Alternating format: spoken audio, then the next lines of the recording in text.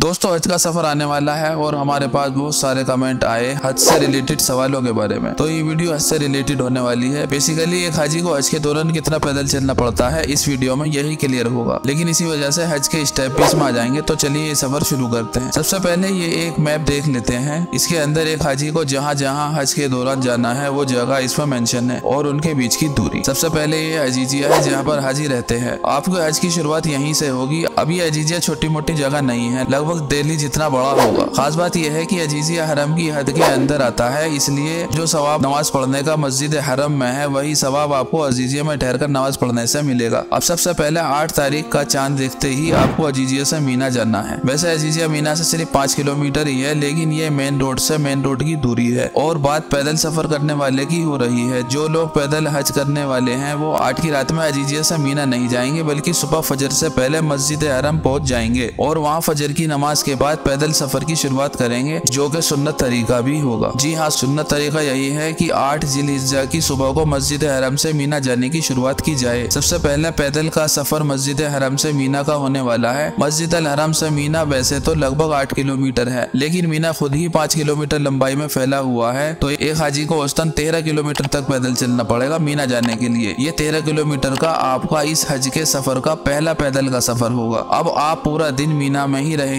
और अगले दिन 9 जिलहिज्जा को सुबह फजर की नमाज पढ़कर आपको अराफात के लिए रवाना होना है, जो कि आपका दूसरा पैदल का सफर होगा। जो लोग ट्रेन से आने जाने वाले होते हैं उन्हें भी मीना कैंप से स्टेशन जाने के लिए 2 किलोमीटर और फिर अराफात स्टेशन पहुंचकर अपने कैंप तक 2 किलोमीटर तक पैदल चलना पड़ता है। लेकिन पैदल हाजियों की बात की जाए तो शायद ये सबसे लंबा पैदल का सफर होने वाला है। मीना से अराफात लगभग 15 किलोमीटर दूरी पर पड़ता है और कैंप टू कैंप 4 किलोमीटर इधर उधर हो सकता है। औसतन लगाया जाए तो एक हाजी को अराफात पहुंचने में 18 किलोमीटर तक चलना है। एक बात यहाँ बता देना जरूरी है कि मीना से अराफात पैदल जाना सुन्नत नहीं है। तो अगर आप भी ये काम सुन्नत समझकर कर रहे हैं तो आप भी अराफात किसी सवारी से जा सकते हैं। अराफात पहुंचकर सबसे पहले आपको मस्जिद नमरा में जोहर और असर की नमाज मिलाकर पढ़नी होगी। इमाम सिर्फ 2 रकात के बाद सलाम फेर लेगा, फिर 2 रकात आपको खुद पढ़नी होगी, क्योंकि आप मक्का में 15 दिन से ज्यादा के लिए आए हुए हैं, इसलिए आप मुसाफिर नहीं हैं। जोहर के फौरन बाद असर की नमाज होगी और 2 रकात ही होंगी, लेकिन आपको अपनी 2 इसमें भी सलाम के बाद पूरी करनी होगी। एक बात का ध्यान ये जरूर रखना चाहिए कि जब आप अपनी 2 रकात नमाज पढ़कर सलाम फेरेंगे तो चौथी रकात में सिर्फ अत्ताहियात के बाद सलाम फेरना होगा, आपको दरूद शरीफ नहीं पढ़नी है। जोहर और असर की अजान भी एक ही होती है, लेकिन इकामा अलग अलग होगी। इसके बाद अराफात का वक्त शुरू हो जाता है। कुछ लोग अगर सुबह जल्दी अराफात पहुंच जाते हैं तो उन्हें चाहिए थोड़ी देर आराम कर ले, क्योंकि अराफात का समय अभी शुरू नहीं हुआ है। अब आपको सूरज गुरूब होने तक अराफात में ही ठहरना है। हरम से मीना 13 किलोमीटर और मीना से अराफात 18 किलोमीटर, अब तक टोटल हो जाता है 31 किलोमीटर। उसके बाद बारी आती है अराफात से मुजदलिफा जाने की। अराफात से मुजदलिफा लगभग 8 किलोमीटर का सफर पड़ता है। अब आप चाहे तो सूरज गुरूब होने से पहले मुजदलिफा का सफर शुरू कर सकते हैं, लेकिन एक बात का ध्यान होना जरूरी है कि सूरज डूबने तक अराफात की बाउंड्री से बाहर नहीं जाना है। अराफात की बाउंड्री के बोर्ड आपको चारों तरफ लगे हुए मिल जाएंगे। हरम से मीना 13 किलोमीटर, मीना से अराफात 18 किलोमीटर और अराफात से मुजदलिफा 8 किलोमीटर। अब तक टोटल हो जाता है 39 किलोमीटर।